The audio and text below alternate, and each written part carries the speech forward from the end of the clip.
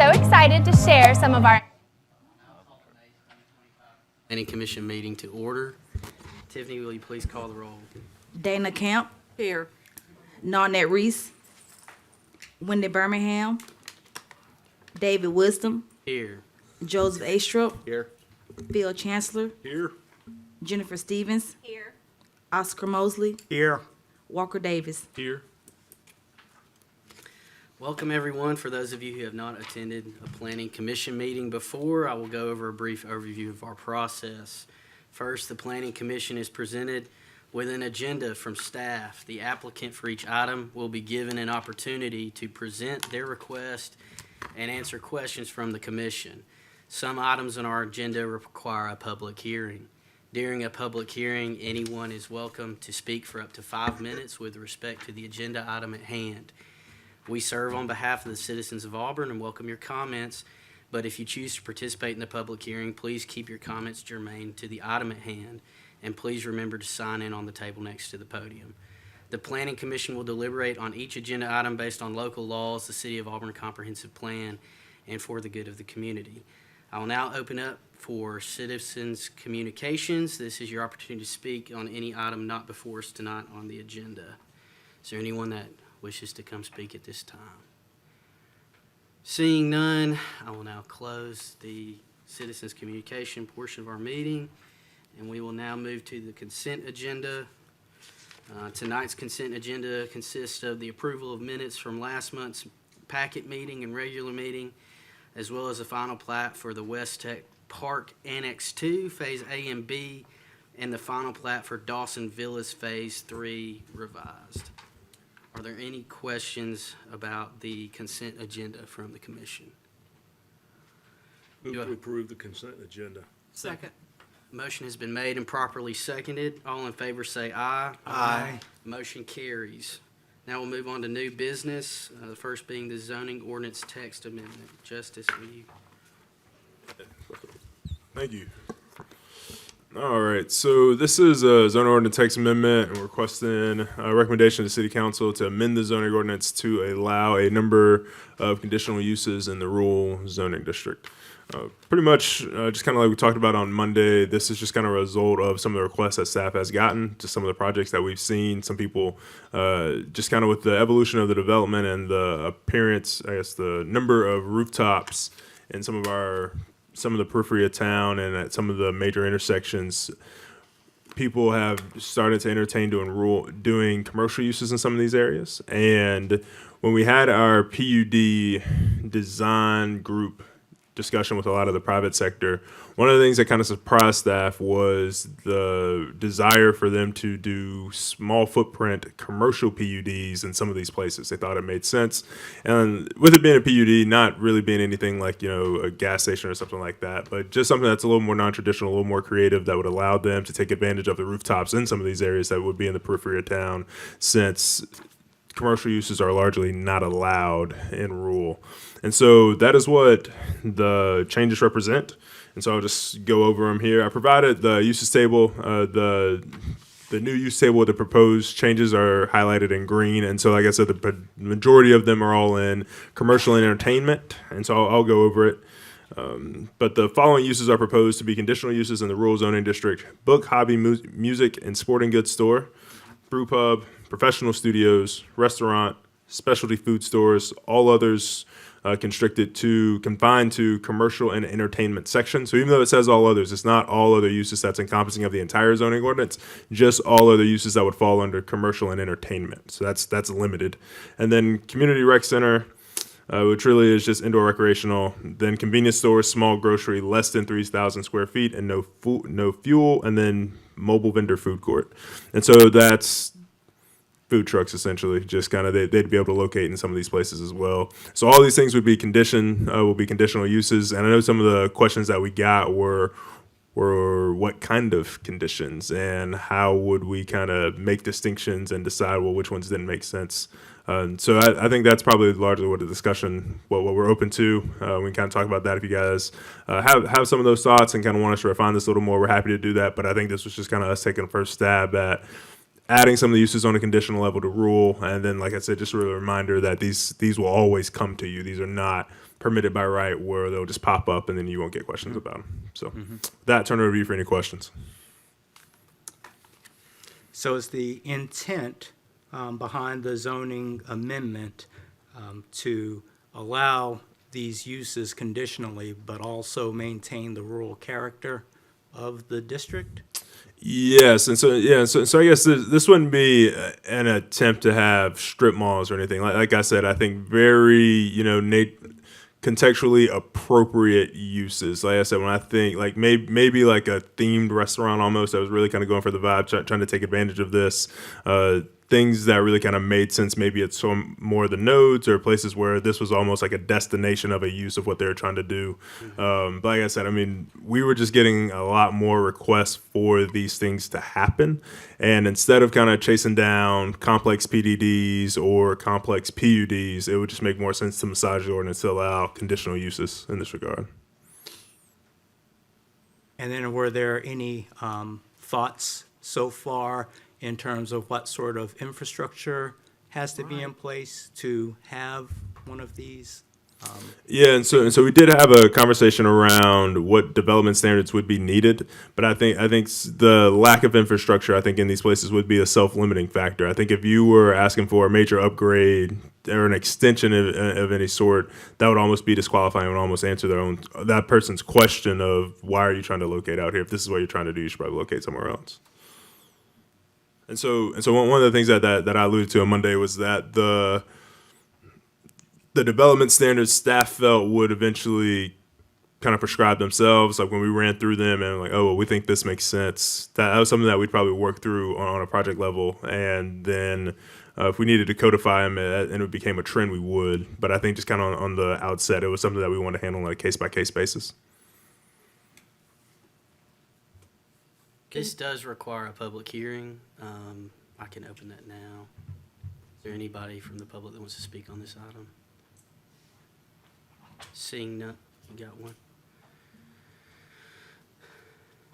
Brett Bass, Quinn, 1655 Point. Yeah, I think that the commercial uses, the limited commercial uses here is sorely needed.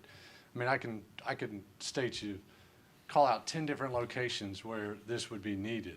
I mean, the one that jumps to mind is the Lazy Bee out of Society Hill, Moore's Mill.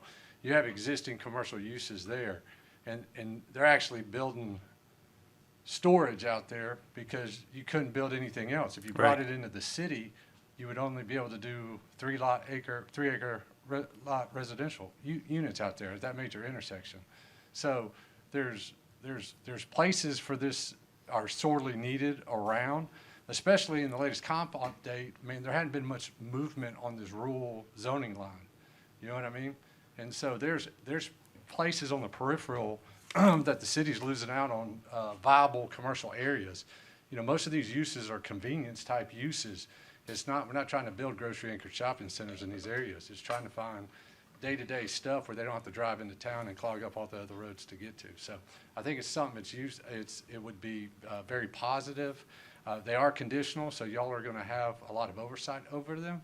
And at the end of the day, the required infrastructure is going to limit whether these deals make sense or not. You know what I mean? These are probably all going to be on septic, and most of the rural areas where this stuff is at, the city's water infrastructure is usually not there. You're dealing with Lochapoka or Beauregard or some of these other ones. So water's probably there. Septic is probably what you're going with, but you know, there's technology in place that can alleviate and deal with a lot of those issues. So I'm in support of it. Thank you very much. Thank you. Who will be next? Seeing none, we will now close the public hearing. Any more comments from the commissioners? Yes, me. I just am a little uneasy because I'm not sure exactly what we're wanting. Why didn't we limit it to these? I know you just said that this is what people have been asking for. These are specific things, but why not some others that are in commercial? Well, yeah, so Not just commercial and entertainment. Yeah. So I think I think there wasn't a desire to throw away the rule zone in its entirety, and I think if a wholesale change to the rule would almost, well, then why wouldn't we just rezone it if we were just going to open up so many more uses in it? But I think, like I said, this is much more from a project by project contextual appropriateness will be considered. Like I said, I think from a restaurants or, convenience stores or things like that, these are things that are either going to allow existing commercial to possibly redevelop as commercial in the city and kind of open up those avenues, or there'll be destination theme kind of deals where if you're coming to this coffee shop or if you're coming to this restaurant, this is intended to be this. It's not intended to be something that's downtown or something like that. It's not meant to be a major disturbance. And so I think kind of the reason that we didn't go with the larger scale change, like I said, that would just warrant changing the zoning district entirely. And I think doing it this way allows us to kind of ease into it. And I think these are all also uses that don't infringe too much on the rural character for surrounding areas. Well, I would agree with that in the nodes on the major thoroughfares. What I'm looking at is what is the idea of the rural character out in the outer boundaries, where we do have a lot of rural within the city limits now that people want to do things with their property out there, but cannot or have not been able to do so. And they may want to do commercial.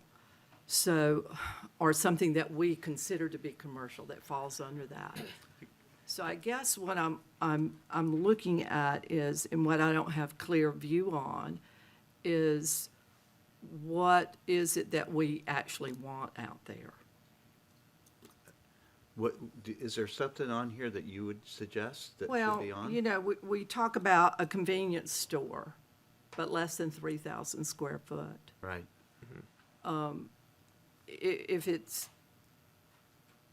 why not something a little larger?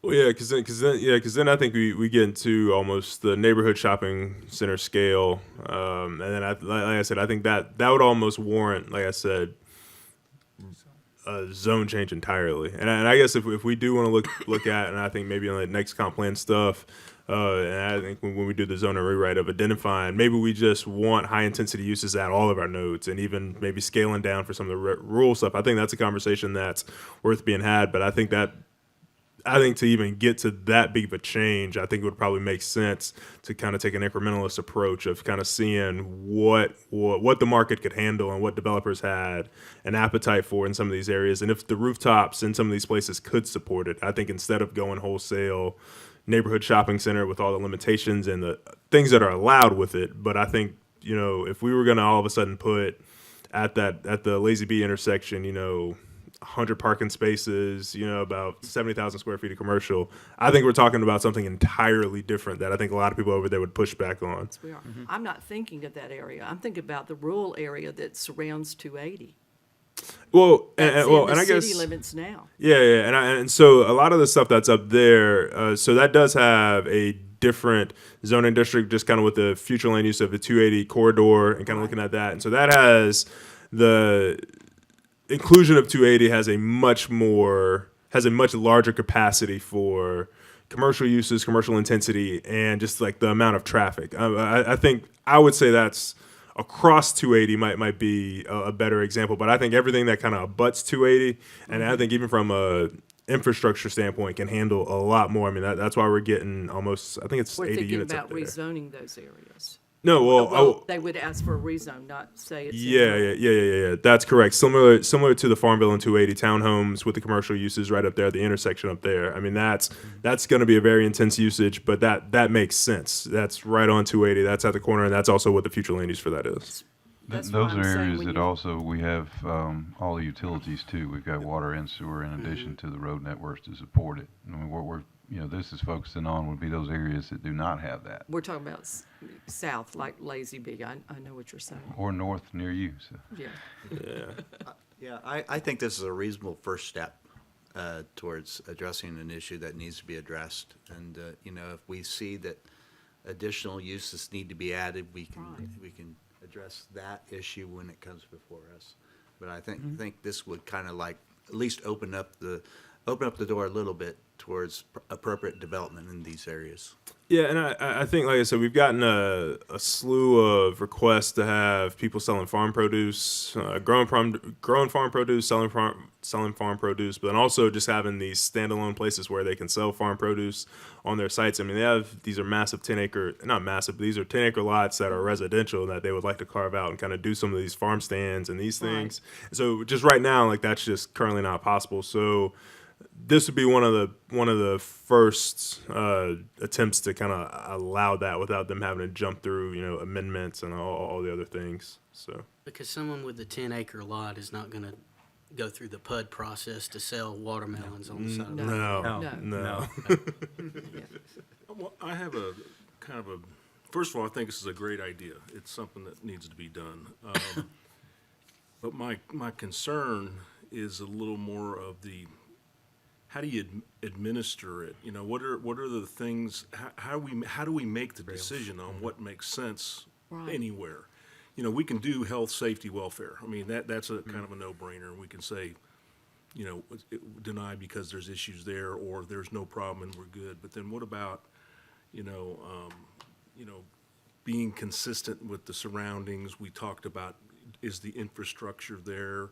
I mean, there's all these other considerations that I think that we have to think about, and I don't want to be willy-nilly in making decisions like, it needs to have some kind of little more structure. Yeah. So I think what you're asking for is the development standards and design standards that can go associated with it. And so I guess kind of similar to Section 429, where we got the corridor overlay standards. I mean, maybe we could put a corridor requirement in this. I mean, we're happy to refine it a little more. Like I said, I think this is the first stab at it. Phil, I think if you want to direct staff to look at, maybe this along certain thoroughfares, maybe at nodes. I mean, we're happy to refine it. Like I said, this is kind of the first thing. It's not exactly the same, but when we're talking about annexing, we prioritize things, and there's some basis to that. I think this needs that same kind of. Yeah, so I guess so right now, and so I guess for everybody in the audience and for the planning commission, so we have certain uses that must locate along certain roads and like road intensities. So like hotels, for one, have to locate along arterials. Period. They just have to. So that's one of the things that we can think about. I mean, we can possibly add like the stipulation that they have to locate along collectors or arterials, and we can kind of I'm just talking right now. I mean, we can kind of look through and see what makes sense. Densities would make more sense at nodes, cross sections, like the Lazy Bee or something. Yeah. And and when you get way out in the outback, then I'm not sure. How do you make that call? Is it infrastructure? Or well, yeah, because I mean, I don't really want to get into traffic counts and all the stuff, but I'm happy to refine it a little further and kind of look at if there are different, if we want to go arterials or collectors, or if we want to go nodes or like major or intersections of arterials and collectors, or maybe just a watered down version of neighborhood shopping centers. Pretty much neighborhood shopping centers kind of operate with the same thing, where they need to be in certain places and you can't just throw them places. So I mean, we can kind of think about it through that and kind of come back with the refined version that has a little more stipulations to it, because I think that was also some of the concerns that was raised from leadership level of opening it up broadly to a conditional use. In theory, you can say no to a conditional use, but you need to have like explicit conditions to say no to. We don't that frequently for a whole lot of good reasons. Yeah. And that's, I feel like I'm going in blind sometimes with at least the way this is coming across to me, so I don't know. That's my feeling exactly. I mean, I have passed along rural roads where there's a beer joint, just put in an old house or something. And they're on septic, they have well water, and they serve beer. So, I mean, I know we don't want that, and we can say no. But the problem is that I think we need to confine them right now until we kind of know and build it up to like the nodes, the major corridors. Okay, well, yeah, we can, like I said, we can refine it a little more, and I think add some more stipulations to it. That way, we'll have kind of a map associated with kind of what we refine it to confine where they can go. Because I do get, I guess, right now as it's written, if there's a rural lot anywhere, then it could go there. Like even if it were within a neighborhood. We're talking about next to the railroad tracks. Yeah, yeah. Go there. So is this worth postponing to get some clarity? I think so. Yes. Well, that's what I'll do, is I'll make a motion to postpone. Second. We postponed to a date certain, Yeah, I was gonna say a date certain. Next month? Yeah, I guess, I don't know. June 12th. Yeah, cool. Is that gonna be fine? Yeah, June 12th's fine. Motion has been made and properly seconded. All in favor say aye. Aye. All against? Motion carries. All right, it's actually me. All right, so Adair revised preliminary plat. So the action requested is approval of a revised preliminary plat for 64 lot subdivision, Moores Mill Road, approximately 0.5 miles east of Society Hill Road.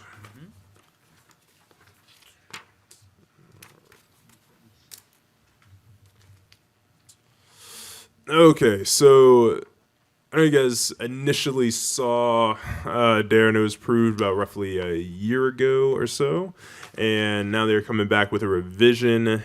They've recently annexed more land to the north of this current phase one, and they are now coming in under a conservation subdivision. And so if you want to go to the next slide. All right, so this is kind of the concept plan, and so parts of the conservation subdivision, we trade pretty much I guess the applicant would trade, by right actions that they can take for subdivisions, 3 acre lots, et cetera, and just kind of move forward, comply with major street plan, major, bikeway, all the things they need to dedicate, et cetera. But this actually takes into account a lot more. So streams, wetlands, steep slopes, things like that, critical natural areas that need to be preserved. So one of the things that they need to submit with that is a concept plan that kind of outlines the site, what they plan to conserve, and then also they need to rearrange the lots to accommodate that. And they also need to submit a narrative talking about how conservation is going to be adhered to and like what does conservation mean for this specific subdivision. For this subdivision, it was minimal. So one of the big differences was going to be the lack of clear cutting from just kind of clear cutting subdivision lots, grading, et cetera. But then also there is a massive creek running through it, Robinson Creek. That's what's outlined in red, and that's also a gas easement as well. And then also you see the other strip of red that kind of bisects, I guess, the top corner up there. That's also some streams and wetlands as well. And so these are all reviewed by staff. There's a lot of going back and forth. There's also a site visit for a conservation easement as well. And then also this isn't a factor here, this massive lot, but the minimum for a conservation subdivision is 10 acres. So this is that's about 200 or so. So with this, like I said, so initially this came in as 3 acre lots, which by right in the rural zoning district. So since this is in the Lake Ogletree watershed, they opted for the conservation subdivision, which enables them to go down to 1.5 acre lots. Doesn't allow them to increase the density in any way. They can just go down to 1.5 acre lots, and then you have to designate permanent conservation enough acreage to offset to offset the amount of land that you're going to develop. Pretty much is how it works. And so that's the big change in this. And so there's an increase in lots. So of the 53 residential lots, 13 are conventional, and then there are 40 lots that are designated conservation development, and those are in green. And so then the larger lots that are in white, those are the ones that are still kind of north of 3 acres. But all of these are still under the conservation subdivision designation. And so then there was a development agreement associated with this as well. And so just for everybody in the audience, so there's 2 types of development, really. There's the horizontal development, actually just developing lots, road, water, infrastructure, those things kind of going in. And then there's the vertical development of actual construction happening where the buildings go up. And so there was a development agreement put on the vertical construction phase of this pretty much with they could only get so many COs before the roundabout at Society Hill and Moores Mill go in. With the annexation, I know that was a condition that y'all wanted as well. Staff decided that with the current development agreement in place that an additional one was not needed because the current development agreement still binds this property to that number, that restriction of COs on a yearly basis. And then also, just for everybody who had any questions about it, these are going to be custom homes. The timeline of these homes being built about 18 36 months, not something where they're going to be putting up about 45 homes a year. So they were never going to exceed the 10 CO a year limit. And like I said, that limit is until 2026 when the roundabout goes in at Society Hill and Moores Mill Road. So I guess, and I guess also this one is coupled with the final plat that immediately follows this. Since this was submitted roughly a year ago, their engineering team has been working on engineering plans associated with this project in the background. And so the switch from going from what they initially submitted to this, the tweaks on the engineering plans weren't significant. And so they were able to make those to allow for the final plat to accommodate it. And so as you guys, just as a reminder, final plats cannot move forward without approved engineering plans. And so they do have those. So then that'll turn over to y'all for any questions. Preliminary plats do require a public hearing. I will now open the public hearing. Is there anyone to speak on this agenda item? Please come forward and sign in when you get done speaking, sir.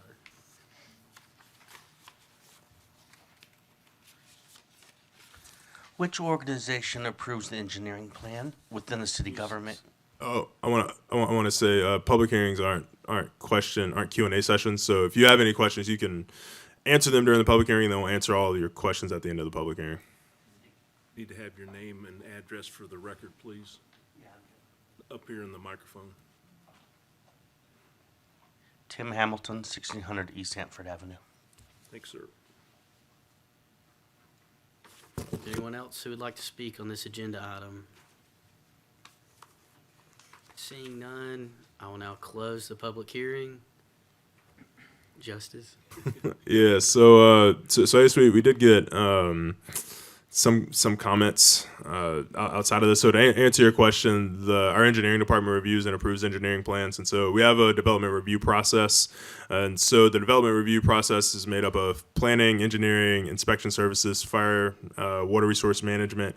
Looking at the plans just from I guess different angles and things that matter to us. I guess, Dan, did you want to talk about things you're looking at for engineering plans as far as roads, et cetera?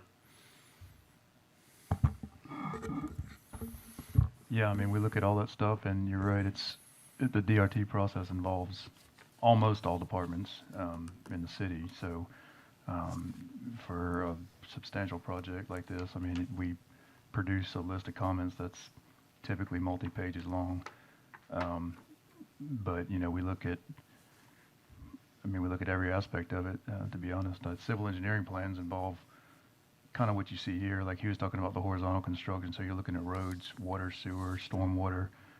That's where we look at traffic items. So if there's a traffic study, it's reviewed as part of that process as well. Drainage analysis, floodplain impacts, all that stuff. And that's all accessible when somebody can come in and visit you and have a look at all that if they want to, right? The plans themselves? Yeah, the plans.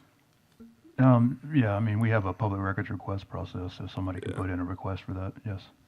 Yeah, and so then, so answering that, moving on to the comments that we've gotten. So there has been adjacent property owners who have reached out, just kind of about ingress egress for their notch of land that they own, just kind of west of the creek. It'd be in this top corner. I don't have a pointer on me, or I'd show you where it's at. But it's kind of just the lot outside of the plat, north of lot 17, pretty much. But they've just been requesting they want to access provided either through the property or they didn't want to be landlocked. Applicant has mentioned that they have provided access. Talking to legal counsel, they have really just pointed out that this is really a private matter that the developer and the adjoining property owner needs to work out. And so that's pretty much it, just kind of addressing their comment. But that was really it. I know in the beginning we had a lot of outcry, but that just really kind of died down. Like I said, I think that's the only comment that we've gotten is access to their property, and like I said, that is a matter between a private property owner and the developer. Any more comments from the commissioners on this item? Any motions? Move to approve case PP 2025-002 It's with conditions. with conditions, yes. Second. A motion has been made and properly seconded. All in favor say aye. Aye. Motion carries. All right. And so this is the final plat for Dare. And like I said, the final plat's only able to move forward with the approved engineering plans. And then also, there was also at final plat for our conservation subdivisions, we require the legal instrument that is going to bind the conservation area in perpetuity to never be developed. And so that has also been reviewed by legal as it is legitimate and so ready to go. And so that's already been submitted to staff. This does not require a public hearing. Do I hear a motion from the commissioners? Move to approve case FP 2025-016 with conditions. Second. Motion has been made and seconded. All in favor, say aye. Aye. Motion carries.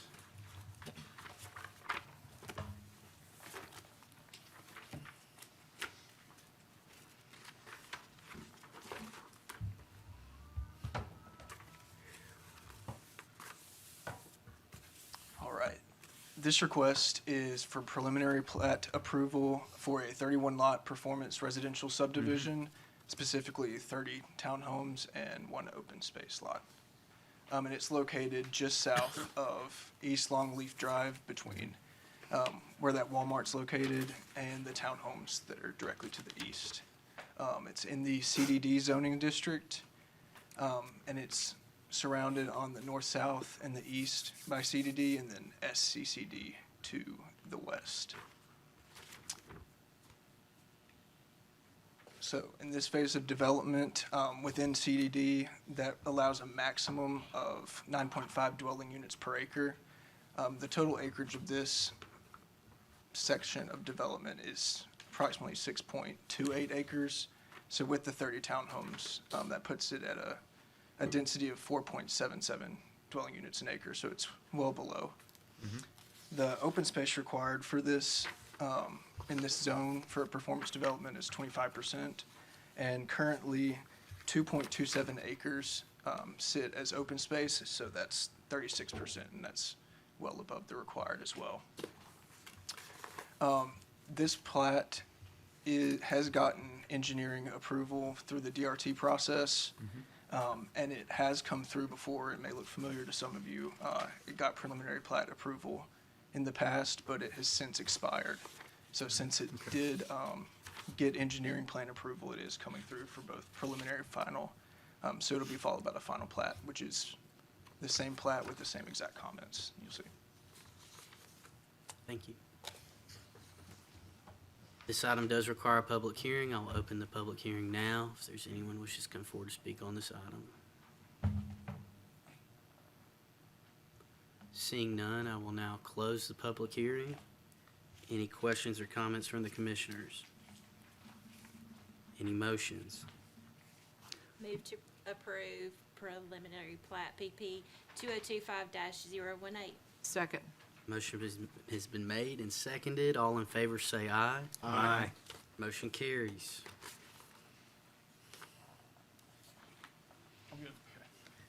We'll move on to the final plat for Parker Creek Townhomes. Is there a motion from the commissioners? Move to approve FP 2025-015. Second. Motion has been made and seconded. All in favor say aye. Aye. Motion carries.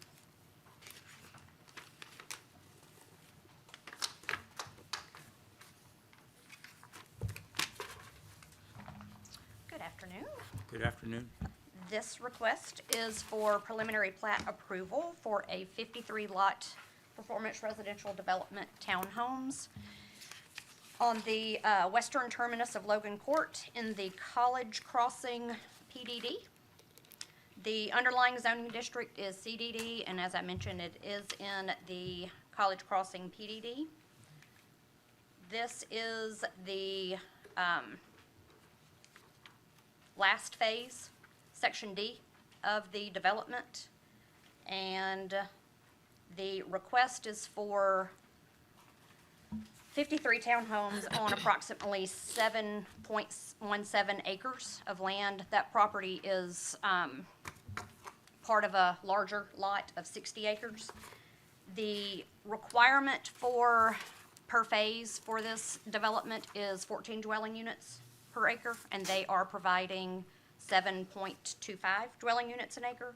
15% open space is also required per phase, and they are providing 15% located right here. And the rest of the lots are townhouses. Any questions?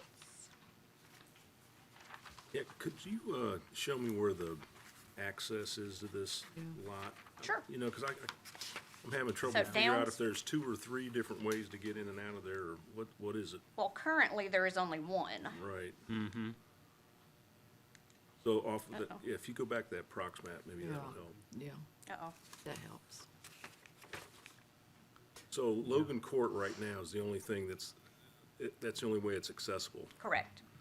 What's the anticipated, once it builds out, where are there gonna be other, because this is a lot of density. If you look at the built-out There project. is, and I'm just, Section D has 770 units. and so I just want to get an idea of, So here is the master development plan that was revised earlier this year, I believe. And Downs Way is this Okay. road here, Be 2. and that's West Longleaf there. Okay. Downs Way will eventually lead into West Veterans. okay. And so as they build out to the west, there'll be more, Yes, and then there Access. is an extension to the neighboring property. However, that has been revised to go, oh, going the wrong way, to go on the north side of the property that's the, instead of down here. but there'll still be an access Yes, point. there will be. Okay. So 3 is what it looks like. Three, yeah. Okay. You're right.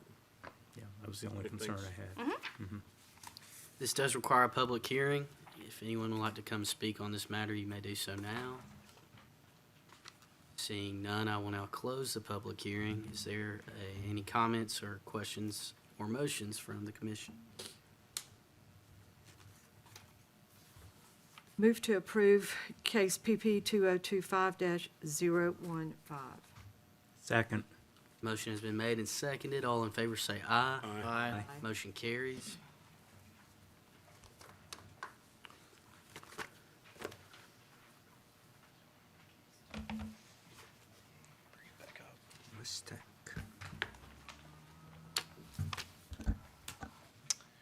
Okay, this is a preliminary plat request for the West Tech Park Annex 2 Phase C.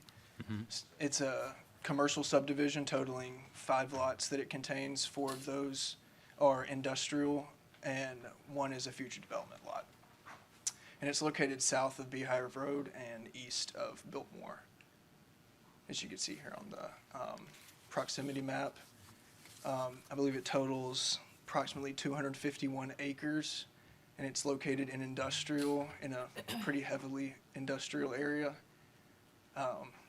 The future land use of this property is, for some reason, not here. But it is also industrial, so it follows the future land use that's planned for this area. And that is a future land use that you would have seen last month that City Council was approved in our comp plan updates. So it's still pretty fresh, but it does follow what's been adopted. Within the previous final plat that came through just earlier in this meeting, Lot 1 was carved out. You can see it kind of grayed out right here. But it is included within the subdivision, as well as the 3 additional industrial lots up here, and the rest of the property is for future development. Typically, this would go as an administrative plat since it is under 6 lots, but the extension of Annex Street, proposed Annex Street, is connecting to Beehive Road, and once this comes back for final plat, it would need to be dedicated, so it requires preliminary and final. It meets all our subdivision regulations and plans, so can answer any questions if y'all have them. Are there any tenants lined up for this property yet, or is this building out the infrastructure to attract That tenants? might be a question that Kevin could answer for you. I also will mention I got some correspondence from one neighbor. It really was just questions and concerns about traffic flows along Biltmore and Beehive once these eventually do get built out. And then concerns about buffers. There is a 75-foot buffer between, and I know it looks thin, but this is a big properties, but between those commercial lots and the Cannon Lane residential area, there's a 75-foot buffer and a 100-foot setback, so pretty significant. But yeah, Kevin may can answer about any tenants. To answer your question, no specific tenants at this time, but you will certainly, in the future, be seeing some additional conditional use requests for those tenants. Okay, thank you. This does require a public hearing. If anybody would like to come speak on this matter, you may do so now. Seeing none, I'll now close the public hearing. Is there a motion or any additional comments from the commission? I move to approve PP 2025-17. Second. Motion has been made and seconded. All in favor say aye. Aye. Motion carries.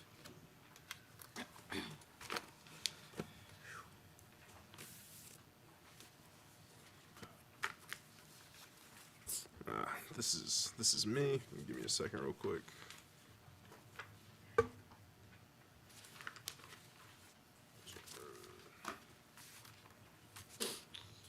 All right, so it's the Wrightsmill Road rezoning. Action request is a recommendation to the City Council to rezone approximately 10.1 acres from rural to development district housing. All right, so staff had a pre-app on this. Currently, this is zoned rural. This is just south of I-85, right on Wrightsmill Road. If you're going south on Wrightsmill Road, this is on the right side of the road to the west. All right, so the future land use for this is low-density residential. DDH would allow you to build to 5.5 dwelling units an acre if you went performance, and I think conventional is 4. So the difference in performance and conventional, performance requires that you dedicate open space, platted open space. Conventional doesn't require any platted open space. You can just build out to the maximum capacity of the lot. We had our pre-app. The main distinction that the applicant was kind of mulling over was how big of lots they would need to build the size houses that they wanted to offer. And so single-family housing in our zoning ordinance is all confined by ISR and FAR, and so floor area ratios, which determines how big your house can be on whatever size of the lot, and then ISR, how much open space is needed.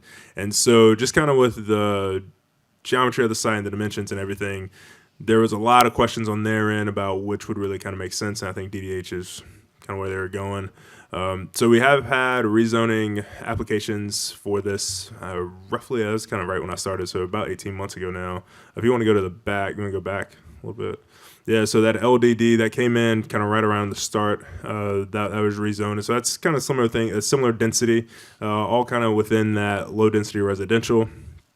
I guess also just kind of pertaining to the zoning ordinance, when anything is rezoned from rural to a residential zone like DDH specifically, a development agreement is required. And so that's why that is conditioned that needs to be worked on and figured out prior to going to council to be heard for the rezoning. But when we had our pre-app, the sewer wasn't something where it was wholly inaccessible or there's topographical challenges or anything. It was pretty accessible. It was just something that needs to be figured out and put in a development agreement. So that was really it. So as with that, I'll turn it over to y'all for any questions. This does require a public hearing. If there's anyone who'd like to come speak on this agenda item, you may do so now. Seeing none, we'll now close the public hearing. Do we have any comments or questions from the commission? I have a question about, can you tell us a little more about, rezoning it DDH versus LDD? It had to do with the size of the homes? Or no, so pretty much like I said, so what they were going for, so I guess max density, if you were to rezone this to do performance, in theory you could get 55 dwelling units, right? But by the time you build it out, put roads, water, and sewer in it and all the stuff, carve that up, that you're probably not going to be able to get that many units on it. So what they were angling for were how big of lots they could build, would they need to be able to build 28 to, I think it was 3,500 square foot homes is the target that they're going for.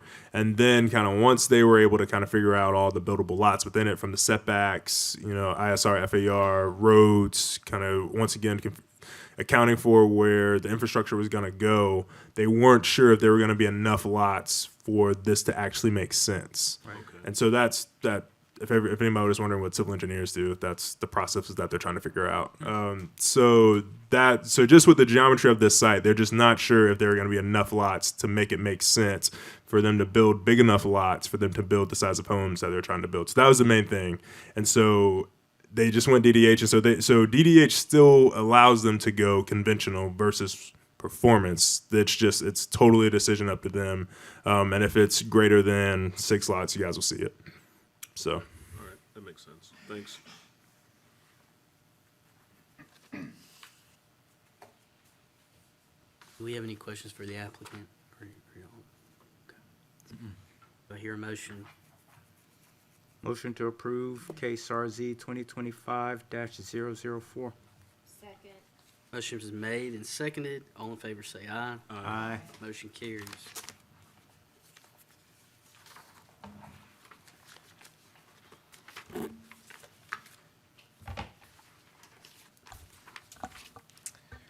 All right, this request is a rezoning request for approximately 15.5 acres from rural to industrial. It is located at the southeast corner of Beehive Road and Biltmore Lane. So it's currently zoned rural, it wants to be industrial. It also follows a lot of the character of the area in changing it to industrial. The future land use, like I mentioned, this lot was part of the changes that went last month, same as the preliminary plat you just saw. However, this one changed from an institutional use to an industrial use. But since it has changed, it does follow what the rezoning request is asking for.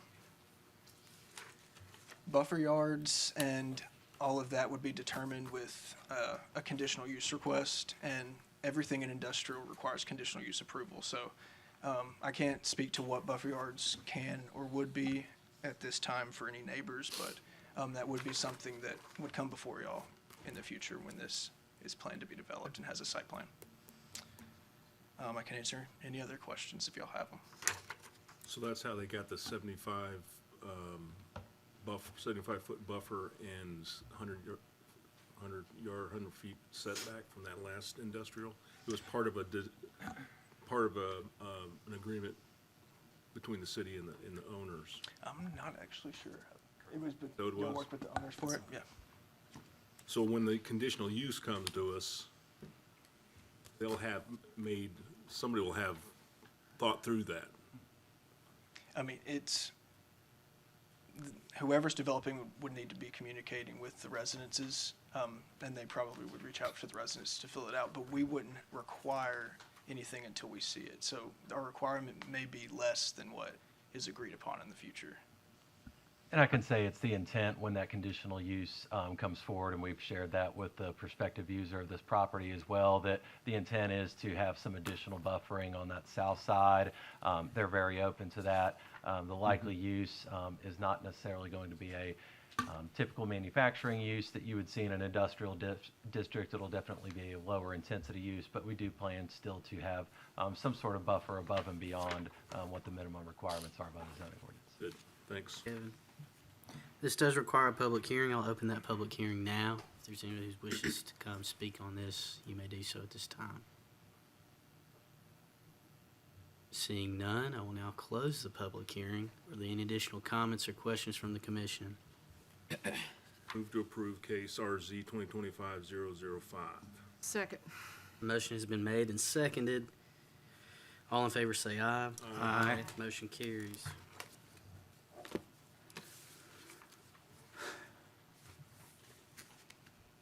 Sorry, vertically challenged. Y'all are giving that thing a workout today. I know. It's kind of hard when the person in front of you is really tall. Need presets on it. Okay.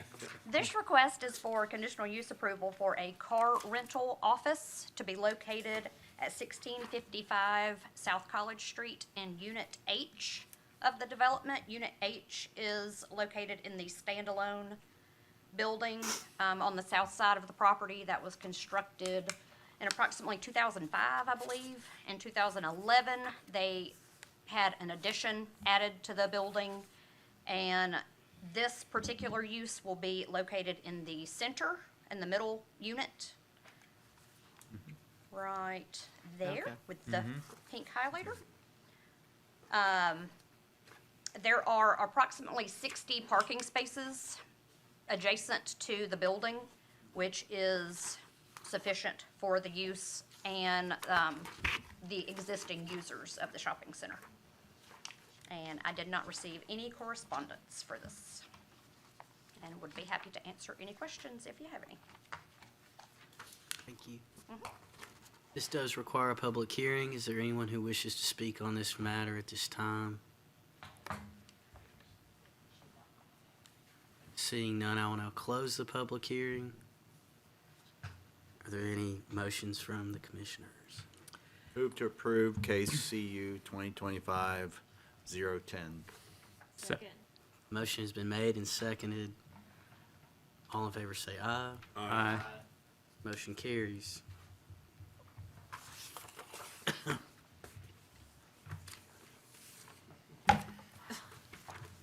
One more time. Yeah, you gotta plan that a little better. All right. So this request is a conditional use request for performance residential development containing 102 units of multi-family, multi-unit development. As you can see, it's split zoned in a way. The bottom, the southeast portion is CDD, while the rest of it is DDH, which matches what the future or the previous phases of this development was.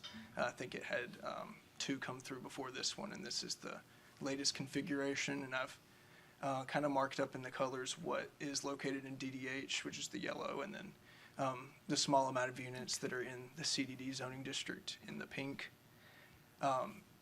This development does not exceed the maximum that we would allow for this type of development on this many acres, which is 102. It hits it right on the nose, and that's what they're proposing. And that consists of 238 bedrooms.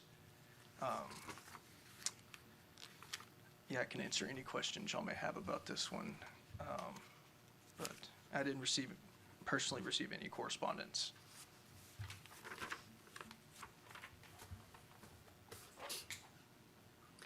Thank you. This does require a public hearing. I will now open the public hearing. Is there anyone who has any comments on this matter? Please come forward. Please state your name and your address and sign in when you get done with your comments, please. I don't know how to move this. Just pull it on. Sir? You can pull that, you can pull that microphone down. Maybe I'll pull the microphone down. Yeah, there you go. There you go. Thanks you all for the invitation. My name's Jessica Wright. I live at 1129 DeKalb Street. And I just had a few questions.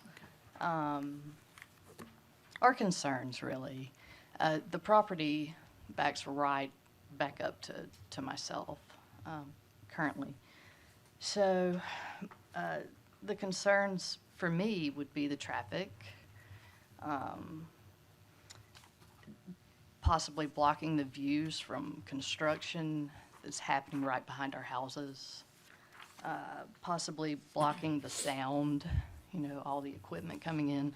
Don't know how long this is going to take. Blocking access from the construction site to our sites, to our homes. I don't know if this is possible, but these are just things safety-wise that I thought of as an owner. The other concern that I have would be stabilizing the land back behind our houses and the water flow, because we are on the south side of the current. The top, all the water comes downhill, right? So don't want that water to get stuck and around us, where we currently are, we want the water to release and go through. So that was a big concern for me, because we already, we work through that. You know, we can do things to help guide water, but if the land is being raised up behind us, then, you know, just being very careful about that. It's a huge concern. So just, basically just protecting what's there as an investment, looking forward to the new investments to be made. Obviously, that's exciting, but, and our safety. Those are my concerns. Thank you. Thank you. Please come forward. You can state your name and your address and sign in when you get done with your comments. Good evening. My name's Mary Dorn. I live at 1113 DeKalb Street. This proposed property butts up against my property. I'm concerned about our easement. Will our easement be absorbed? I'm also very concerned about water. My neighbor and I share standing water during storms. And if we lose the ravine behind us, I fear that we will get more standing water and potential damage to our foundations. I am concerned about construction traffic. Are they going to be, you know, moving my fence to get in and out? Is Chickasaw going to be plowed through and allow for more? We have so much traffic in our neighborhood as well already. I just don't know that our neighborhood can absorb whatever the 118, whatever the count is, of more traffic. And I don't want the construction traffic, is construction traffic going to stay on the Shelton Mills side and not the DeKalb Street side? So it's the water and the construction traffic. Okay, thank you. Please sign in. Yes. Thank you. Does anyone else would like to speak on this matter? Seeing none, I will now close the public hearing. Any questions or comments from the commission? Yeah, I think we need to have some of these questions answered, first of all, by the applicant.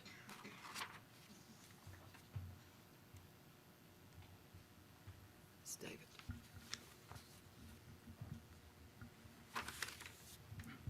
Good afternoon, David Slocum.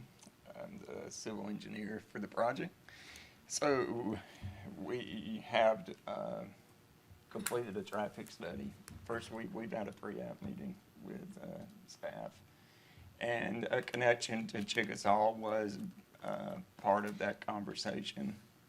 I don't know if Dan's had a chance to review the traffic study, but it actually recommends not to connect to Chickasaw because it would put a burden on the DeKalb street.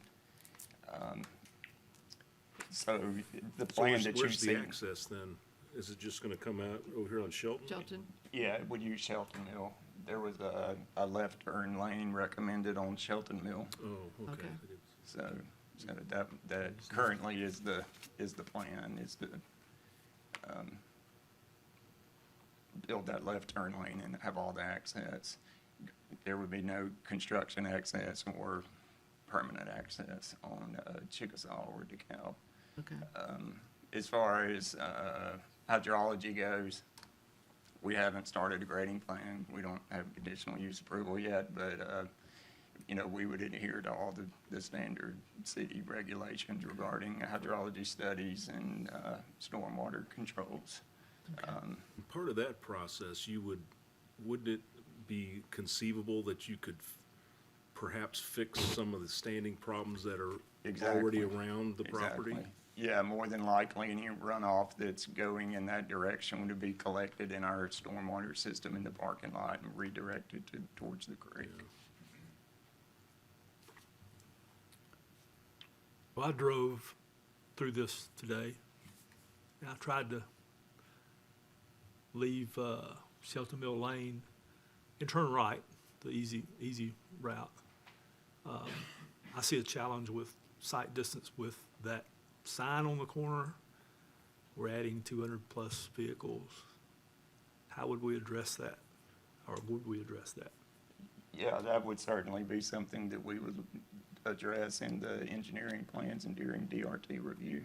With sight distance at an intersection is a common checklist item. But I see even the left turn there to be extra challenging from a practical standpoint.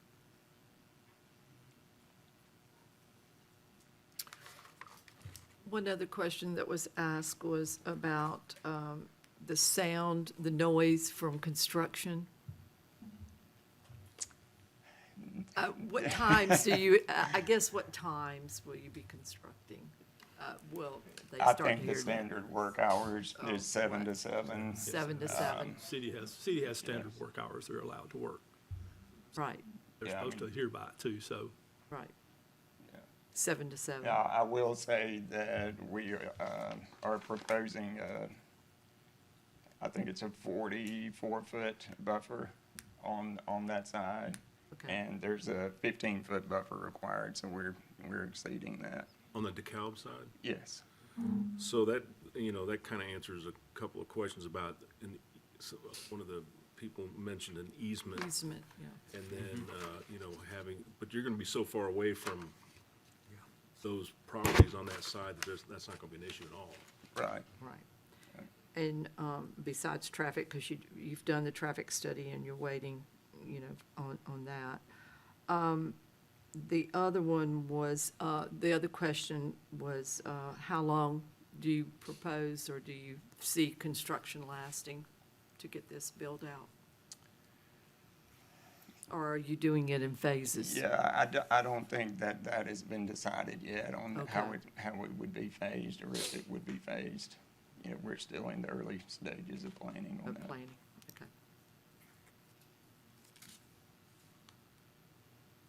Any more questions for the applicant? Thank you. All might have been answered. Thanks. Yeah. Asked by the. Any more comments or questions from the commission for staff? Or any comments on this item? Any motions? Move to approve case CU 2025-011. Second. Motion has been made and seconded. All in favor say aye. Aye. Motion carries.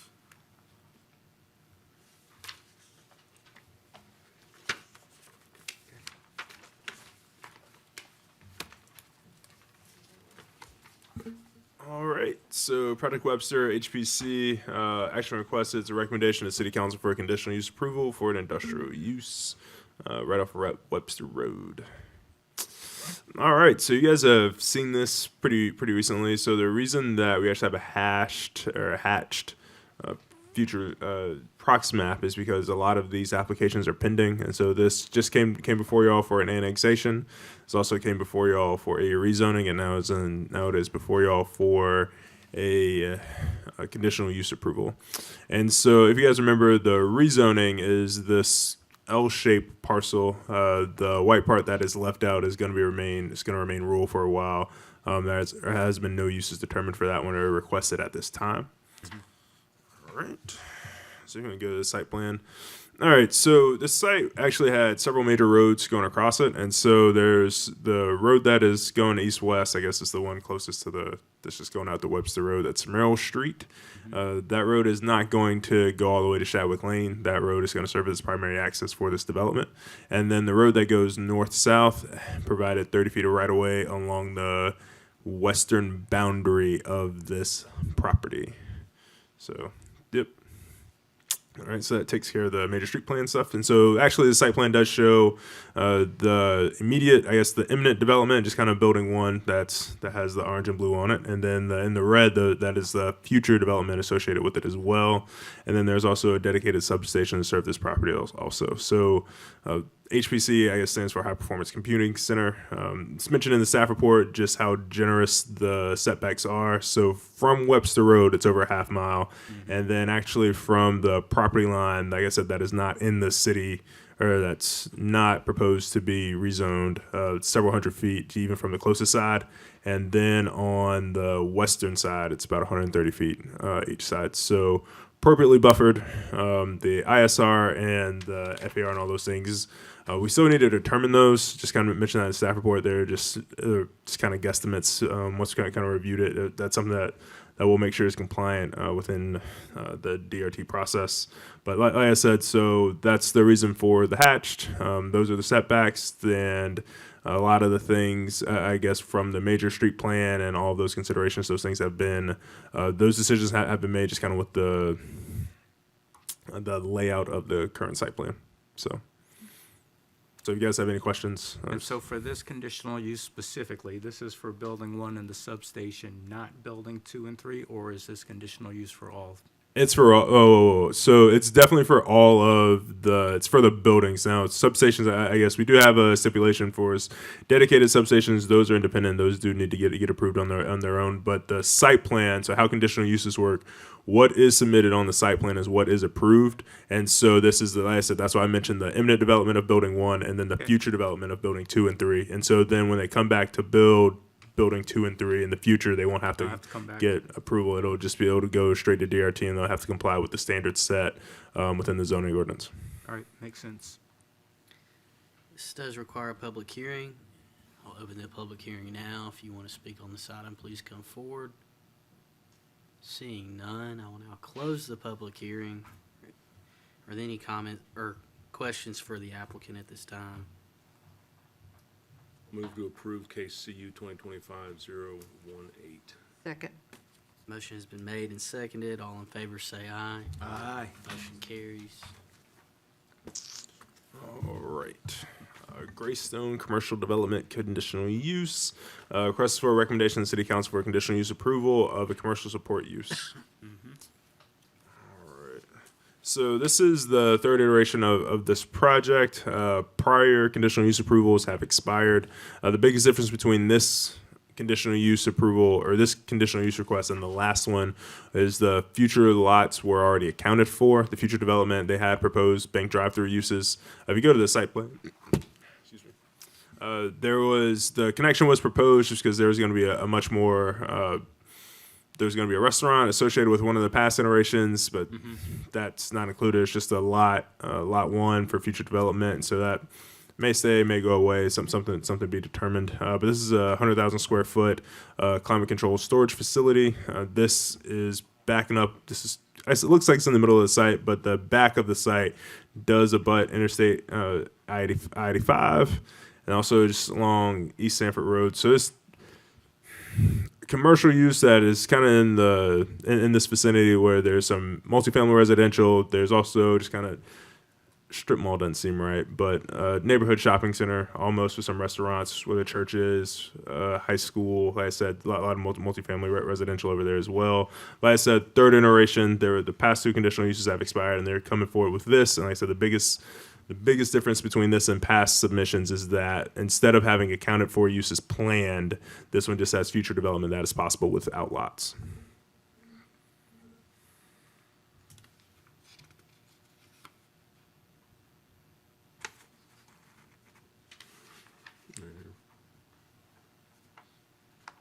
That's 85. And you said that the bank and the office were already before Planning Commission before and approved? Correct, but since that was approved a part of like all of one site plan, they've all gone away. All those approvals have expired, and so what's current now is just the climate storage facility, 100,000 square feet, and then those other lots are future lots for possible development. This does require a public hearing. I'll open the public hearing at this time. Seeing no one, I now close the public hearing. Are there any comments, questions, or motions from the commission? Move to approve case CU 2025-019 with conditions. Second. Motion has been made and seconded. All in favor say aye. Aye. Motion carries. Okay, La Maison, the waiver. All right, so action request is a waiver of 5 feet minimum to ground story height requirement for 15 feet for ground story residential to allow a ground story height of 10 feet. So I guess main thing, need to amend this. So if you want to go to the next slide. All right, so this is U and E. For everybody who has not perused our glorious zoning ordinance, it has a lot of stipulations in it when it comes to our urban neighborhoods. That's what UN stands for, and so they're all governed by individual tables. I think this one specifically is 5.5. So like it's stated, the required ground floor height is 15 feet.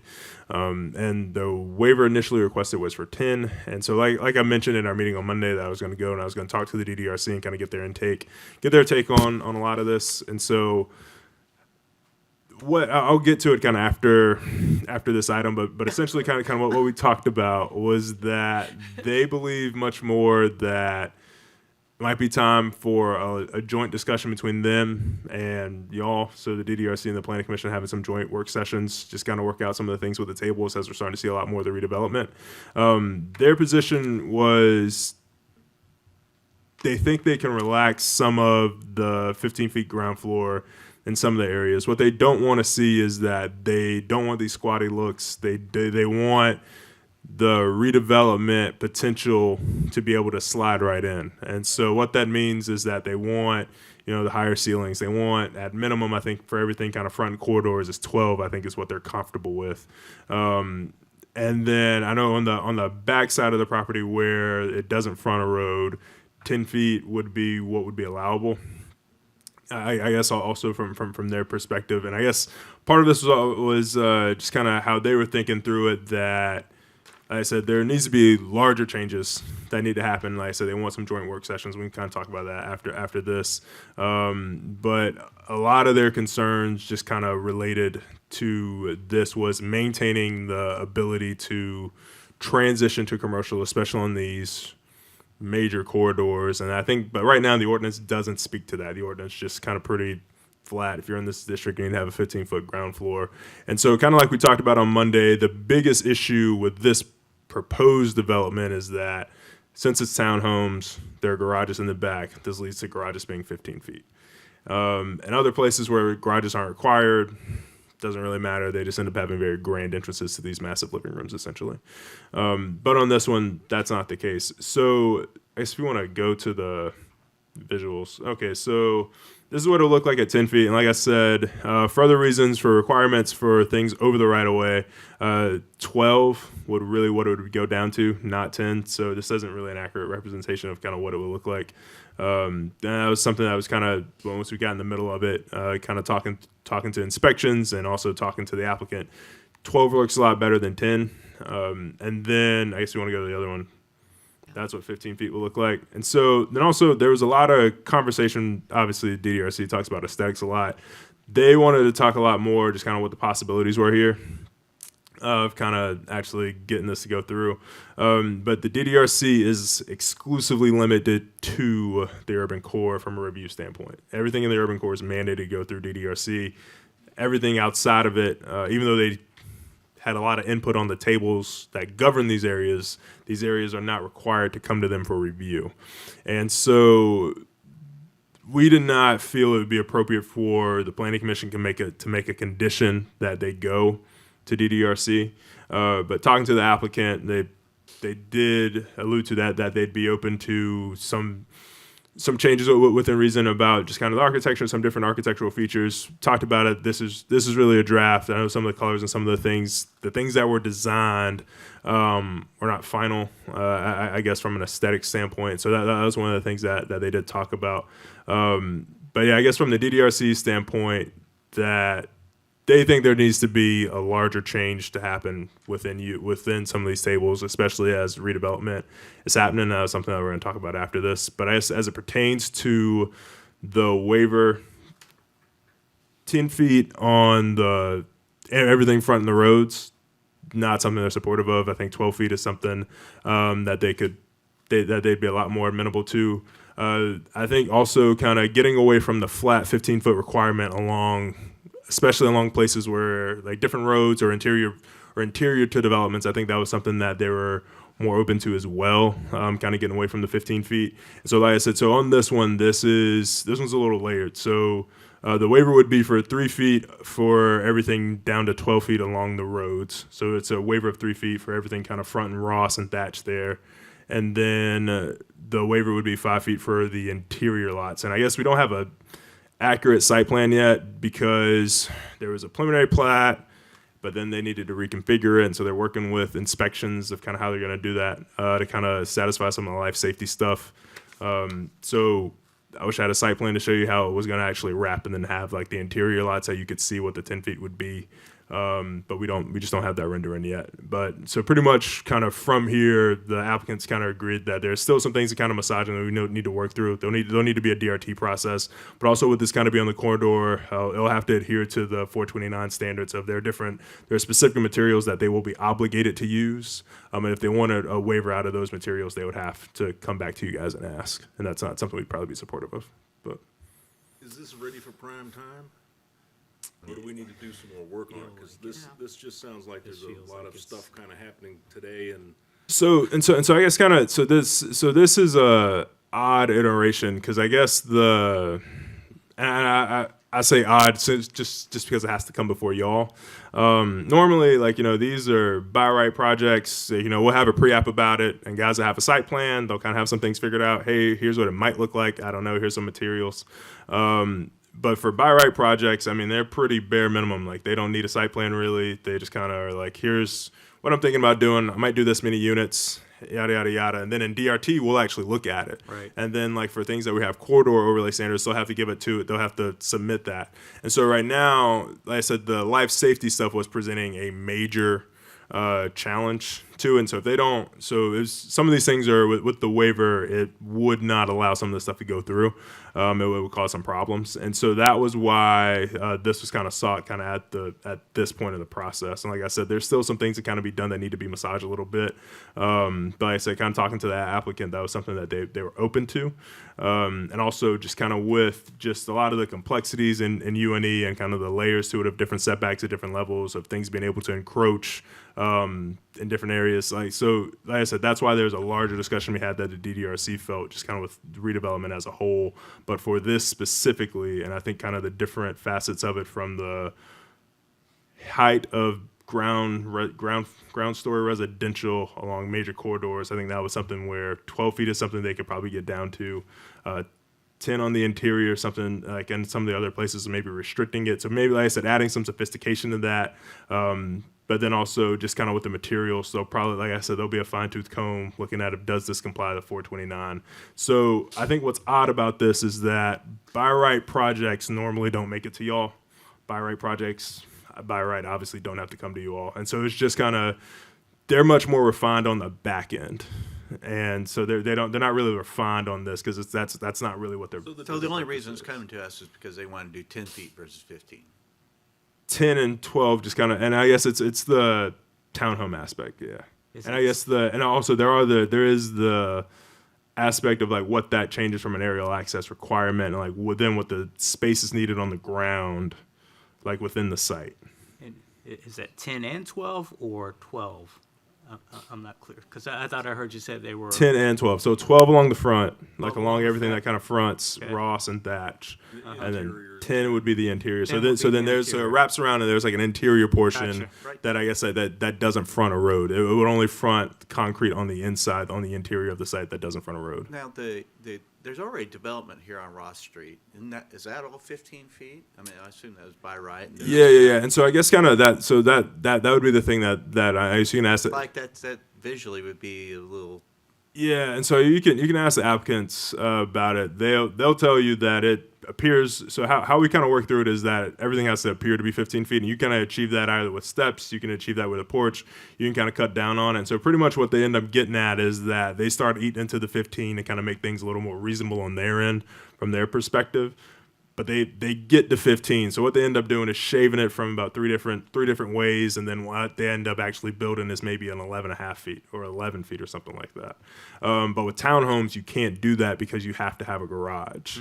And so the bottom, like you can't drive a car up onto a porch. Right. pretty much. It's something they can explain. I've seen it Get them to talk. But that's the main difference. Those aren't townhomes that are down the street. Those are things that kind of have their own, that just have like one Let me floor. ask you about the design standards. We spent a whole lot of time trying to get some design standards put together, but, so you're just saying that they don't apply this far out? It's only Oh, urban core? I mean, no. They do. No. They do. So we have design standards for our corridor redevelopment district. We have design standards for our urban neighborhoods. The most stringent of them are our urban neighborhoods and urban core. And so, but urban Right here, that's why the 15 is supposed to apply here. right. And so and so that's why they're asking for the waiver. Yeah, that's the reason for the waiver.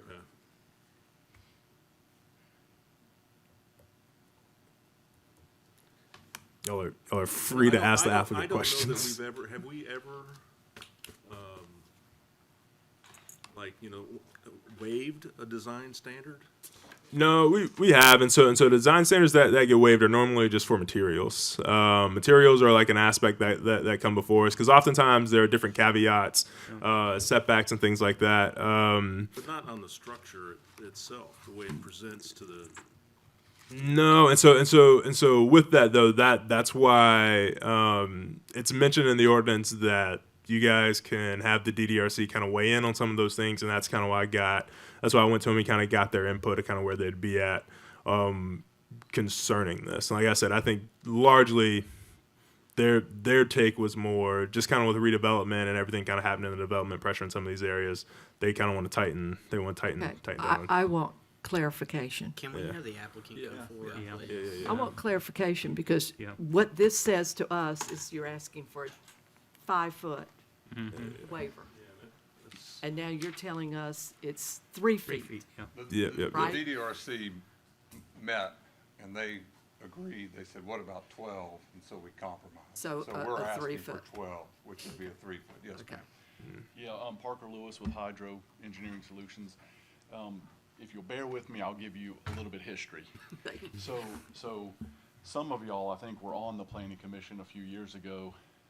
This new the stuff that came out of the Downtown Development Committee, it kind of created the DDRC and created the urban core standards of 18-foot ground floors and then the urban neighborhoods of 15-foot ground floors.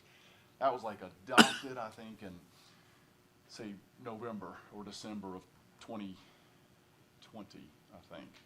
21. I was here the next month asking for this waiver because I think it got a little bit away from us, that kind of as a community, because most of us had urban core in our head. And then this hit the ground and it was for the entire zone. So the theory of having ready to redevelop structures is great, right? Theoretically. A lot of what's actually being built really all over town still in a lot of these areas is timber construction. So the reality of, am I gonna redevelop this timber construction in 20 years or I'm gonna demo it and build something new? Because a lot of this is, unlike the urban core, you're not necessarily building a building like Ware Jewelers or something like that, right? Where we're gonna slide in with a mixed use. Right. These urban neighborhoods make it really challenging because you don't have urban parking standards. So it's not like I can have a ground floor restaurant in the urban neighborhood with 2 floors of residential because I can't ever park the thing because I'm having to park it like I'm out on South College. I'm not parking it in the urban neighborhoods like I'm at, Mellow Mushroom, right? So all of those things go together.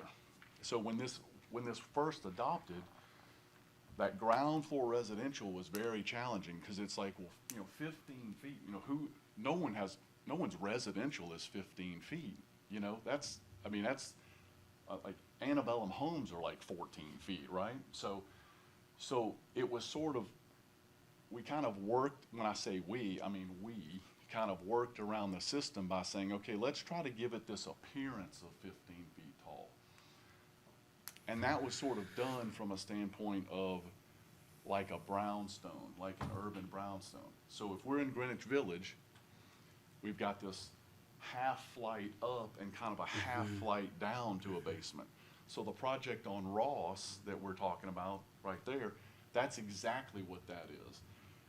You go up those steps, and that first floor is really only like 11 feet tall, the floor. But you've got about 4 feet worth of steps up to it to get to that 15-foot number. That actually has a basement level because duplex court behind it is like about 6 feet lower. So you follow me? So some projects it works great. In a project like this, we've got to park this. We're not even parking this like an urban townhome. We're having to park this like it's a student project, one per bed. So that's where the garages come in. So with a garage floor, what we end up with is a 15-foot tall garage floor. Also, in previous projects, the frontage has been made to be 15 feet, but buildings in the back, this didn't apply. So if you think about the Tracks project on West Glen, that was the project that I was in here asking for 30 days after this thing was adopted. We did the same sort of thing along Glen. We had steps and like a 12-foot ground floor.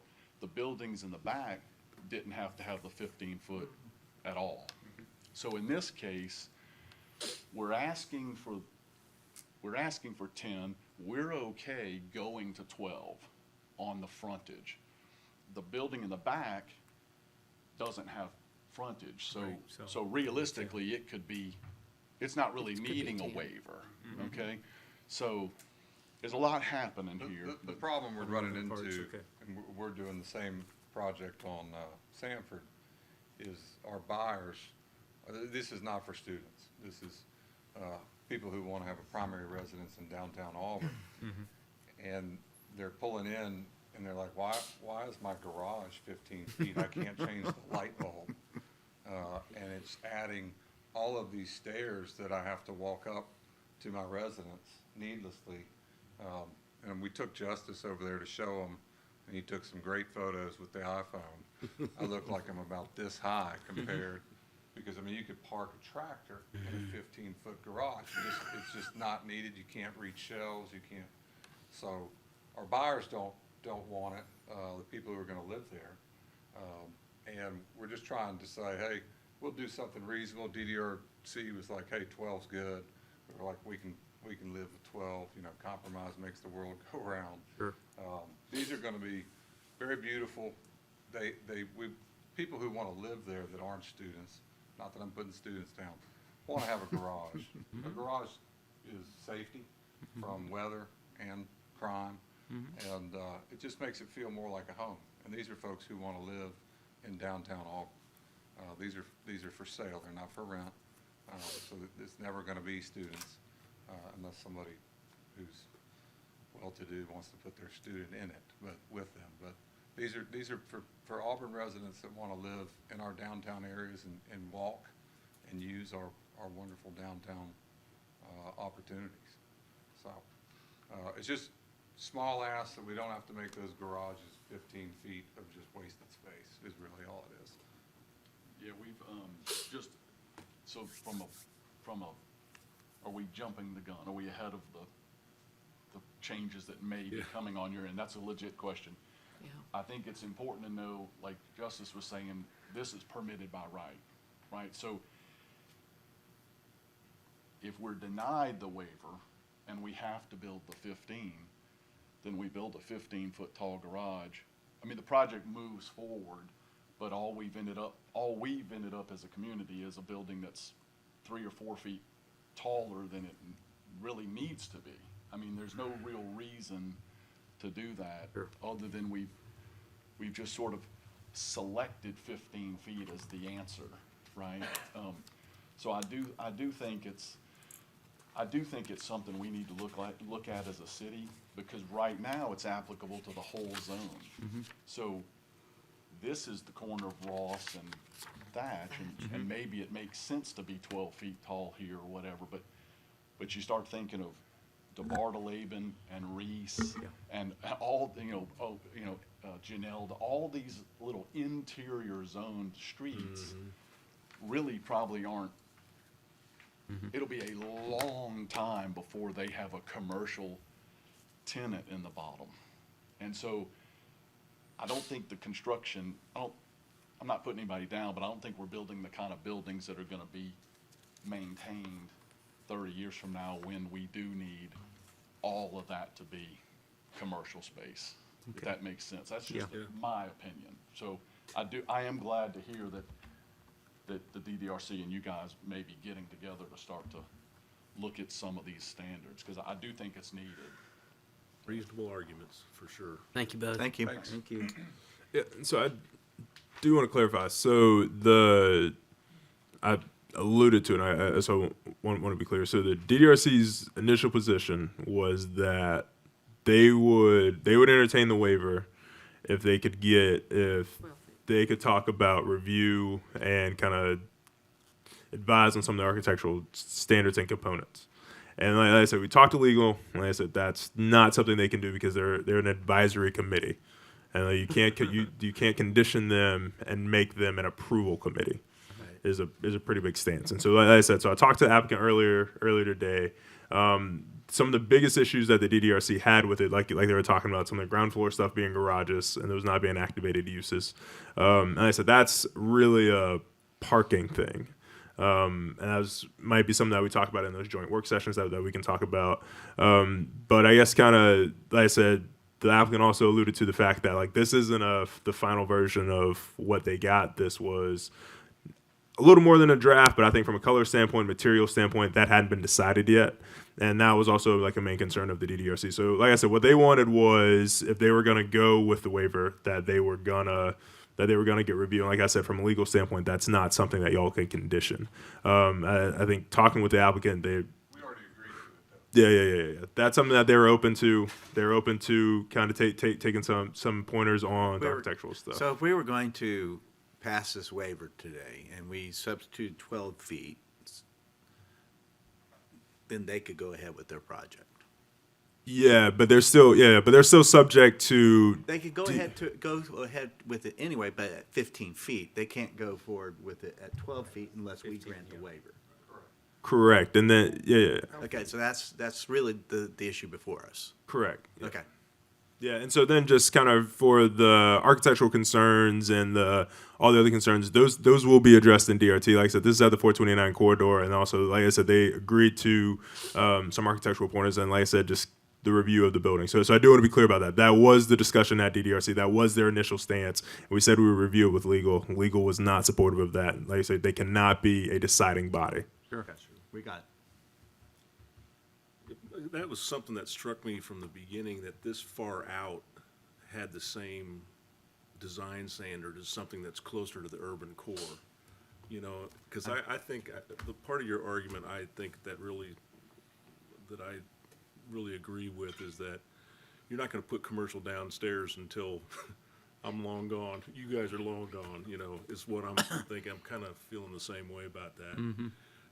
You know, however, we have a standard, but I think the standard needs to be adjusted. That's something that we need to follow up with and figure out, okay, let's relook at this. Yeah, how will we trigger that? Yeah. So we'll talk about it afterwards. I guess that was one of the things. So probably something that we'll work through this summer, early fall, and then probably we'll have design standards ready to go. Probably after several work sessions, joint work sessions with the DDRC and the Planning Commission. What kind of, like, you know, again, I'm favorable to this waiver, but what kind of a precedent does that set, you know, between now and we figure out how to change it to make it right? No, like I said, I think a lot of the ones that have been built have achieved it and hadn't really been an issue. Those aren't townhomes. I think the issue has just kind of been come up with townhomes. That's been a test case. I think on some of the other ones, I think we'll either, as it's changing, let people know like, hey, this is changing, like that kind of deal. But I think we will address it as it comes up, but I think for the most part, some of them have been able to kind of handle it. And like I said, they've been using steps to cheat it. They've been using different visuals to cheat it. It's all that it appears 15 feet. Yeah. Like to make it appear that it's 15 feet. And so like I said, I think like the developers, I mean, they've already kind of found ways to kind of work through it. And I think that'll continue while we're working on it. Are there some 15-foot houses close to this right now? Yeah, I mean actually, yeah. Where this is, I'm trying to imagine where Yes, this is. yeah. So the townhomes at the corner of Justice, you know, there's one thing you might want to clarify to help some that have, not seen the table, but there are specific housing types that are exempt from this standard. And there's the housing types that are requiring the 15 feet are a different product. Okay. Yeah, that's correct. Yeah. So there are several. So in the table, at the top of the table, it says certain uses are fully exempted from this. So that might be single-family homes, duplexes, twin homes, ADDUs, academic detached dwelling units. So those things, those can just exist. You could build those in the interior that we were talking a little bit about, DeBartolay. Correct. Yeah, It's not townhomes. Right. Yeah. But townhomes are subject to the 15-foot floor requirement. So if we were going to consider this waiver tonight and pass it, we could change it to 12 foot and go ahead and just make a motion, change it to 12 feet. We could pass it, and then they can move forward with their 12 foot. On the Yes. Yes, on the can we street. do that? Yeah. On So the we're talking street. Two different. Right, on the street. On the street, The building Back behind side's is not our 10. concern. yeah. Was that two different motions? Yeah. So it'd be the 3 feet on I guess for all the ones on the road, and then the interior ones would be the 5. Okay. So, Do I hear a motion? okay, here we go. How are we gonna say? I'll make a motion to approve a 3-foot waiver from 15 foot to 12 foot on the street, Yeah, so that's Ross and Thatch. Ross and Thatch, and a 5-foot waiver from 15 to 10 foot on the backside, on the interior side. Is that good enough? I second. Motion has been made and seconded. All in favor say aye. Aye. Motion carries. Do you have to make the? Do I hear a motion? Any announcements, Justice? Yeah. So, all right. So I have several announcements. So on Tuesday, like I said, I think that was the big takeaway, that there needs to be a joint work session between the DDRC and the Planning Commission. I think staff will kind of get together and we'll talk about internally what the scope of that needs to be and kind of define that, and then we'll get around to setting up schedules. So probably expect something late May, early June, I think, for the initial kind of the inaugural one. So I think kind of accommodating them. I mean, they travel a lot during the summer. And then I think we'll meet again probably early fall, and then I think in the middle of the fall, I think we'll have something refined. Then we can probably pass something kind of towards the end of the year. I think it's kind of what we're thinking. But I think there'll be 3 or 4 joint work sessions, and I think the biggest thing is just the development pressure in a lot of the urban neighborhoods that we're seeing. I mean, we got the heavy student development in UNW. We got a lot of the infill projects happening in UNE and UNS. And then I think also some people wanted to look at the setbacks. So we've gotten a lot of questions and inquiries about the setbacks in UNS. I think people are actually walking next on Sanford and kind of seeing what a 5-foot setback looks like. So that there are just different facets to it, activated ground uses and things like that. So just kind of expect where we're just kind of expecting an invitation to some joint work sessions. Like I said, once we define the scope, I think we can move forward with that. So. All right. Do I hear a motion to adjourn? Second. Do I hear a motion to adjourn? Motion to adjourn. Second. All in favor say aye. Aye.